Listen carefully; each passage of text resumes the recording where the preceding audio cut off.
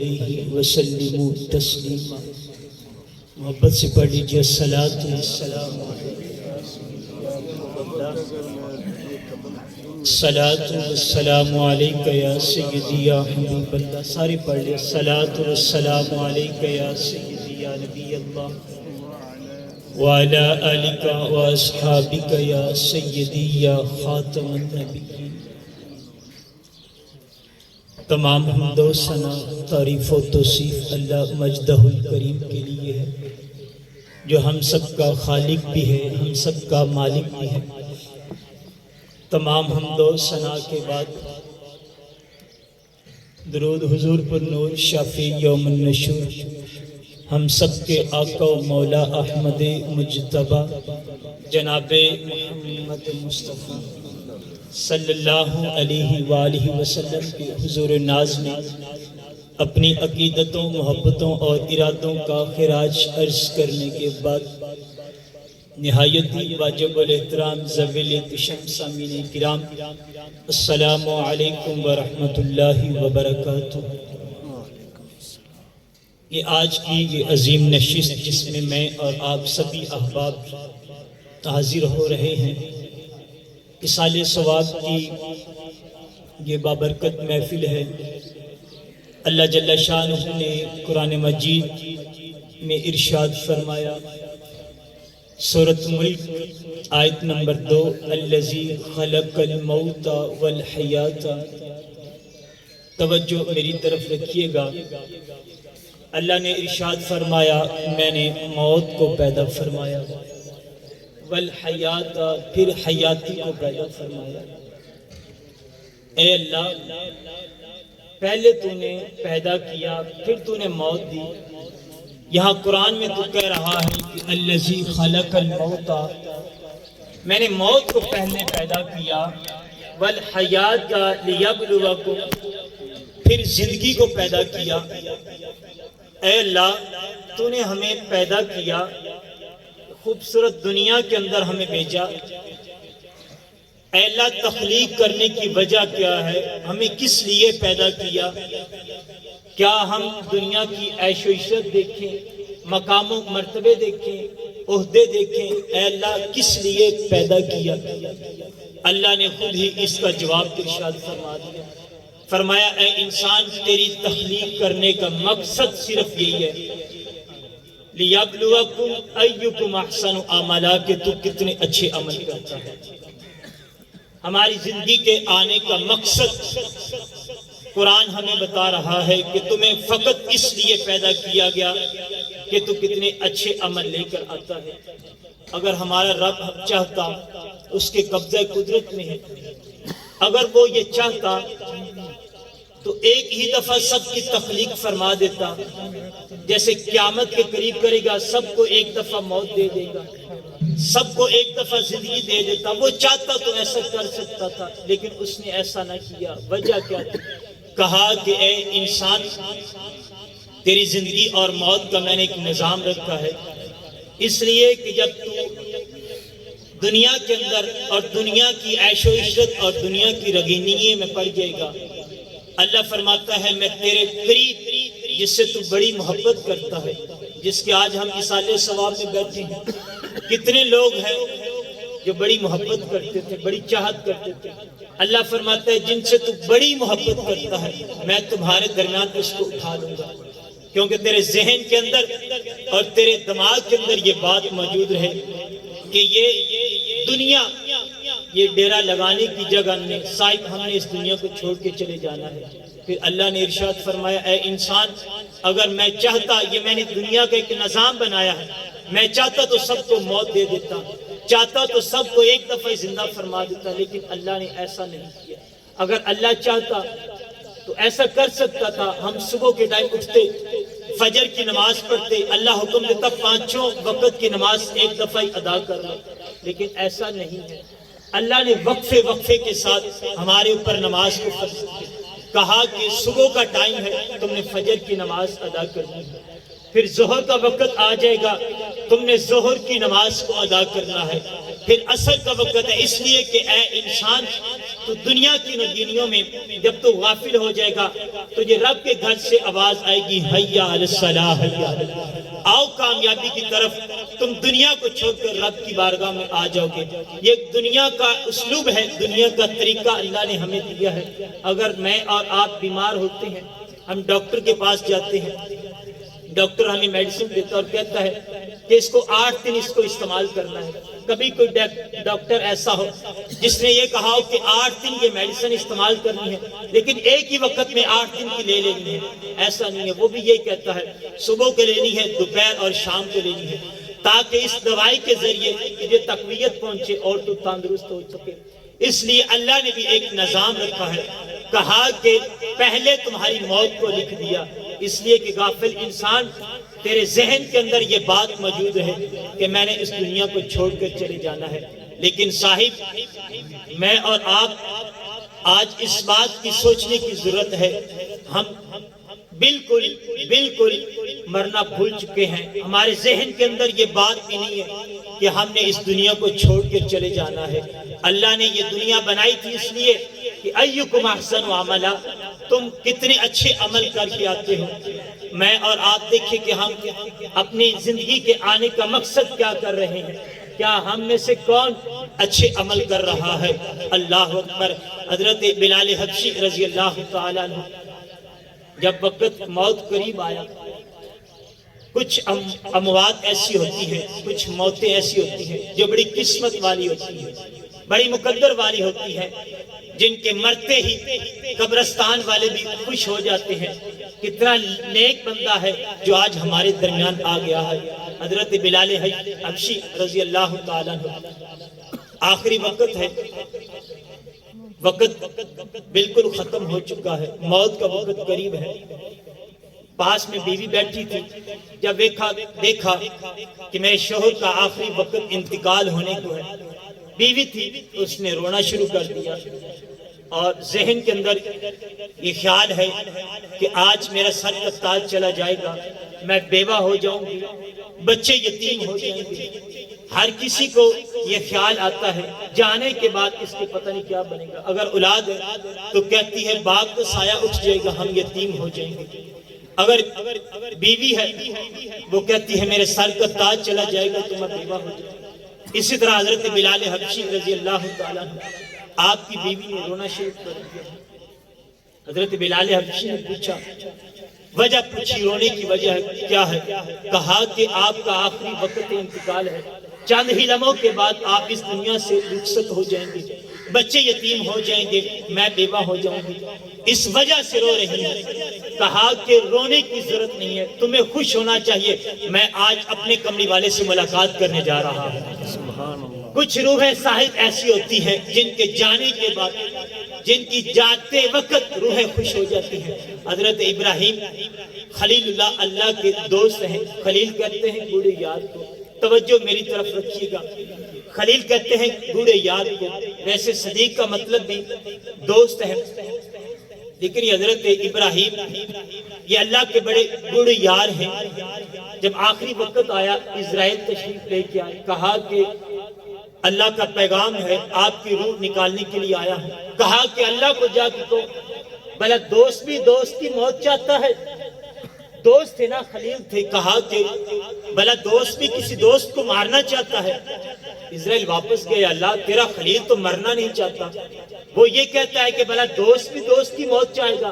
کہا کہ میرے خلیل کو جا کے پیغام دو اور سلام دو، اور کو کہا کہ وہ دوست کیسا جو دوست ملاقات کے لیے بلائے اور دوست ملاقات کے لیے نہ آئے، وہ دوست کیسا کہ دوست کہہ رہا ہے کہ ملاقات کے لیے آؤ اور دوست ملاقات کے لیے جانے کے لیے تیار۔ کہا کہ اچھا میرا رب مجھ سے ملاقات کرنا چاہتا ہے، کہا دیر نہ کرو، فوراً روح قبض سے نکال کر رب سے میری ملاقات کروا۔ کچھ روحیں صاحب ایسی بھی ہوتی ہیں، اللہ اکبر، اللہ تبارک و تعالیٰ نے ہمیں دنیا کے اندر بھیجا۔ اللہ نے 30ویں پارے کے اندر ارشاد فرمایا، سورۃ التکاثر، کہا الہاکم التکاثر حتی زرتم المقابر۔ انسان تم دنیا کی رنگینیوں اور غفلت میں اتنا دور نکل جاؤ گے حتیٰ زرتم المقابر، حتیٰ کہ تجھے قبر میں اتار دیا جائے گا۔ اللہ اکبر۔ انسان حقیقت میں آج کل دنیا کی ایسی رنگینیوں میں پڑا ہوا ہے کہ انسان کو حتیٰ تک کہ قبر میں اتار دیا جاتا ہے۔ میں اور آپ ہر وقت یہی کہتے ہیں، مالی مالی، میرا مال، بس میرا مال۔ میرے حضور نے ارشاد فرمایا، مال وہی ہے جو تم نے پہنا اور پہن کے بسیدہ کر دیا، وہ مال ہے۔ پھر میرے حضور نے ارشاد فرمایا، وہ مال جو تم نے کھا لیا وہ تمہارا مال ہے۔ اور پھر میرے حضور نے ارشاد فرمایا، وہ مال جو تم نے اللہ کی بارگاہ میں خرچ کر دیا وہ تمہارا مال ہے۔ اس کے علاوہ تمہارا کوئی مال نہیں ہے۔ جو تم نے چھوڑ دیا وہ تو شاید دوسروں کے لیے چھوڑ دیا۔ تمہارے ساتھ کیا جا رہا ہے وہ تم نے دیکھنا، تمہارے ساتھ کیا جا رہا ہے۔ اللہ نے آگے ارشاد فرمایا، والعصر ان الانسان لفی خسر۔ حضور مجھے قسم ہے تمہارے زمانے کی، ان الانسان لفی خسر، انسان خسارے میں ہے۔ انسان کیسے خسارے میں ہو سکتا ہے؟ انسان نے تو اتنی ترقی کر لی ہے۔ پہلے لوگ جب آگ جلانا چاہتے تو ایک دوسرے پتھر کے ساتھ پتھر کو رگڑتے تو چنگاری نکلتی، اس سے آگ بجھا لیتے، اس سے آگ نکلتی۔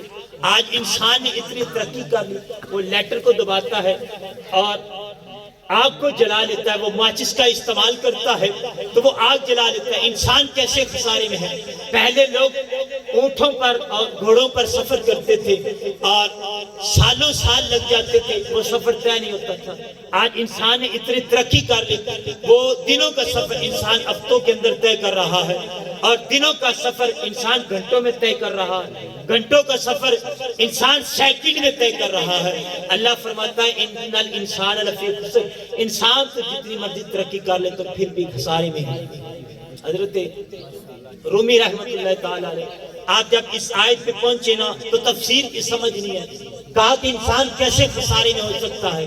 آپ بازار کے اندر تشریف لے گئے کہ دیکھا کہ برف والا برف پھٹے کے اوپر رکھ کے لوگوں کو یہ کہہ رہا ہے کہ اے لوگوں مجھ سے برف خرید لو نہیں تو میرا نقصان ہو جائے گا۔ آپ اسی لمحے جب کھڑے ہو کر دیکھا کہ وہ فریاد کر رہا ہے، اگر مجھ سے نہ خریدا تو میرا مال ضائع ہو جائے گا۔ کہا کہ مجھے اس وقت اس آیت کی تفسیر کی سمجھ آ گئی کہ انسان تیری زندگی نکلتی چلی جا رہی ہے، تیری زندگی ختم ہو جا رہی، تیری ختم ہو رہی ہے، لیکن انسان تو خسارے کے اندر ہے۔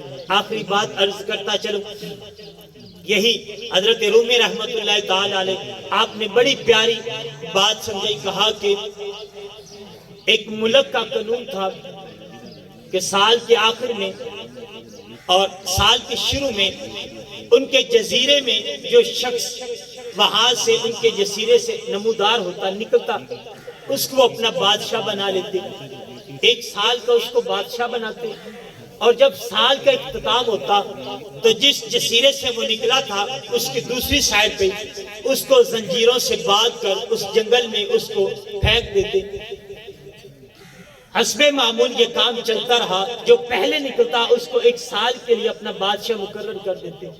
جب سال کا اختتام ہوتا تو اس کو وہی بادشاہ جس کو بادشاہ مقرر کر رکھا تھا اس کو رسیوں کے ساتھ اور زنجیروں سے جکڑ کر وہ جنگل کی دوسری سائڈ پر جہاں پر جنگل ہے اور جناب والا مختلف قسم کے جانور ہیں جو انسان کو تکلیف دیتے ہیں۔ اللہ اکبر۔ حسب معمول سال ختم ہوا، نیا سال شروع ہوا تو ایک شخص جزیرے سے نمودار ہوا، پھولوں کے ساتھ استقبال کیا گیا اور وہ حیران ہوا کہ میرا استقبال کس لیے کیا جا رہا ہے۔ وجہ پوچھی، کہا کہ ہماری سلطنت کے اندر یہ قاعدہ اور قانون ہے کہ سال کے شروع میں جو سب سے پہلے اس جزیرے سے نمودار ہوگا وہ ایک سال کے لیے ہمارا حاکم بن جائے گا، ہمارا بادشاہ بن جائے گا، لیکن ساتھ نے یہ بھی بتا دیا کہ سال کے بعد اس کو ہم رسیوں کے ساتھ اور زنجیروں سے جکڑ کر جنگل میں دفع کر دیتے ہیں، وہاں پہ پھینک دیتے ہیں۔ کہا کہ میں تو آپ کا بادشاہ نہیں بنوں گا، کہا کہ تم چاہو یا نہ چاہو، تم بننے کے لیے تیار ہو یا نہ ہو، لیکن ہمارا قاعدہ اور یہ قانون اور یہ کلیہ ہے کہ ہم اس کو بادشاہ بناتے ہیں، تمہیں بادشاہ بننا پڑے گا۔ کہا کہ بتا بھی رہے ہو کہ ایک سال کے بعد تمہارا کیا حشر کر دیا جائے گا اور کہتے ہو کہ حاکم بھی بنا دیا ہے۔ کہا کہ اچھا میں تمہارا حاکم اور بادشاہ بننے کے لیے تیار ہوں، لیکن اس کے لیے میری ایک شرط ہے۔ کہا کہ ٹھیک ہے، تمہاری شرط ہم ماننے کے لیے تیار ہیں، لیکن یہ یاد رکھیے گا قانون اس کو تبدیل نہیں کیا جائے گا۔ ایسا نہیں ہے کہ آپ کہو کہ میں سلطنت پر بیٹھتا ہوں تو 2 سال کا وقت کر دیا جائے، یا ایسا نہیں ہے کہ جہاں پر پہلے بادشاہ گئے ہیں مجھے وہاں پر نہیں رکھا جائے گا۔ کہا ٹھیک ہے تمہاری شرط ہے لیکن اس کے علاوہ ہو۔ کہا کہ ٹھیک ہے، آپ سلطنت پر جلوہ افروز ہوئے، لیکن وقت اور قاعدہ کلیہ یہ تھا کہ جو بادشاہ سیٹ پر بیٹھتا وہ بھول جاتا کہ مجھے کہاں پہ پھینک دیا جائے گا، وہ بات بھول جاتا تھا۔ لیکن اب بیٹھنے والا یہ بڑا سیاںا بندہ تھا، تاجر تھا، اس نے کیا کام کیا؟ سب سے پہلے جب سلطنت پہ بیٹھا اس نے پہلا حکم جاری کیا کہ بلدیہ کی ساری ٹیم کو میرے پاس بلایا جائے۔ بلدیہ کی ساری ٹیم حاضر ہوئی۔ کہا کہ ایسا کرو، یہ جو جنگل ہے جس کو 1 سال کے بعد مجھے اس جنگل میں پھینک دیا جائے گا، ایسا کرو اس جنگل کے سارے درخت کو اکھاڑ دو، سارے درخت ختم کر دو۔ کہا کہ اچھا۔ وہ بلدیہ کی ساری ٹیم کو بلا کر انہوں نے اس کام پہ لگا دیا کہ اس پورے جنگل کو ختم کر دیا جائے۔ کہا کہ جنگل کو ختم کر کے سارے کنویں کھدوا دیے جائے، اور کہا کہ اس جنگل کو ختم کر کے ایک عالی شان محل تیار کر دیا جائے، اور کہا کہ ان درختوں کی جگہ خوبصورت باغ تیار کر دیا جائے، اور وہاں پہ پھول اور مختلف قسم کے خوشبودار پھول اور پودے لگا دیے جائے۔ اس نے پورا سال لوگوں کو اس کام پہ لگا دیا۔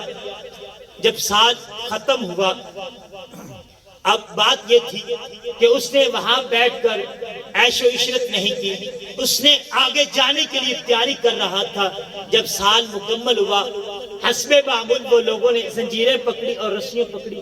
کہا کہ حضرت آپ کا وقت ختم ہو چکا ہے، ابھی آپ کو جنگل میں ہم پھینک دیجئے جہاں پر موذی جانور آپ کو کھا لیں گے۔ کہا کہ صاحب تمہیں جکڑنے کی ضرورت نہیں ہے، میں وہاں پہ خود جانے کے لیے تیار ہوں۔ کہا کہ جہاں جس کو تم جنگل کہہ رہے تھے اب وہ جنگل نہیں ہوا، کہا اب وہ عالی شان محل بن چکا ہے، اب وہ جنگل نہیں رہا، اب اس میں خوبصورت پھول ہے۔ کہا کہ یہ مثال دے کر کہا یہ مثال انسان کی ہے۔ صاحب پتہ ہے قبر میں جانا ہے، پتہ ہے وہاں پر موذی جانور ہیں، وہاں پہ کیڑے مکوڑے ہیں جنہوں نے ہمارے جسم کو کھا لینا ہے۔ کہا اس کے لیے تیاری کیا کی ہے؟ اگر اچھا نیک مسلمان ہے تو وہ کیا کرے گا؟ وہ دنیا کے اندر اس قبر کی تیاری کر لے گا، عبادت کے ذریعے ان کیڑے مکوڑوں کو ختم کر دے گا، جیسے وہ بادشاہ نے کرسی پہ بیٹھ کر اپنی آخرت کو سنوار دیا، اور جس کو لوگ جنگل کہہ رہے تھے وہ اس نے اپنے لیے ایک محل تیار کر لیا۔ صاحب ہمیں آج ضرورت ہے کہ اللہ نے جو سانسیں ہمیں دی ہیں، وقت اس سے پہلے کہ ہماری سانسیں ٹوٹ جائے، وقت اس سے پہلے کہ ہمیں کندھے پر اٹھا کے قبرستان میں لا دیے جائے، وہ قبرستان جہاں پر ہمیں دفن اور منو من مٹی ڈال کر ہمارے عزیز و اقارب، اس میں ہمارے والدین، اس میں ہمارے بہن بھائی تنے تنہا ہمیں کوٹھری میں دفن کر کے واپس چلے آئیں گے۔ ساتھ میں جانا ہے ایکم احسن عملا، وہ اچھے اعمال ہمارے ساتھ جانا ہے۔ تو ہمیں آج اسی پلیٹ فارم سے، آج کے اجتماع سے اپنا ذہن بنا کر جائیں کہ ہم نے اس قبر کی تیاری کرنی ہے جس قبر میں ہمیں اتار دیا جائے گا، جس قبر میں ہمارے آباء و اجداد آج دفن ہیں وہاں پر ہمیں بھی دفن کر دیا جائے گا۔ اس قبر کی میں نے اور آپ کی نے بھی تیاری کرنی ہے۔ اللہ رب العزت کی بارگاہ میں دعا ہے اللہ ہمیں ہمارے اٹھے ہوئے ہاتھوں کا صدقہ، ایک ایک جملوں کا صدقہ اللہ مرحوم کی کامل اور مکمل بخشش فرمائے۔ آمین ثم آمین، وآخر دعواہم ان الحمدللہ رب العالمین۔